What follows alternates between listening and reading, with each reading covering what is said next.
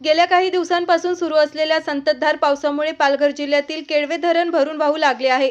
धरणाच्या सुरू असलेल्या पाण्याच्या विसर्गामुळे नदीकाठच्या आणि सखल भागातील गावांमध्ये पूरस्थिती निर्माण होण्याची शक्यता वाढली आहे.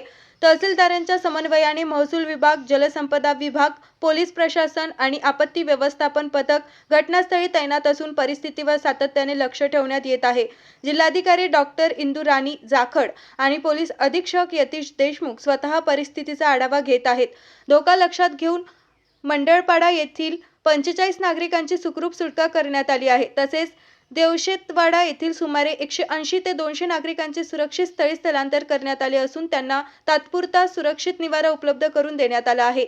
नागरिकांच्या सुरक्षिततेसाठी प्रशासन युद्ध पातळीवर कार्यरत असून नदीकाठच्या आणि सखल भागातील नागरिकांनी सतर्क राहावे, नदी नाल्यांच्या परिसरात जाणे टाळावे आणि प्रशासनाच्या सूचनांचे काटेकोर पालन करावे असे आवाहन करण्यात आले आहे.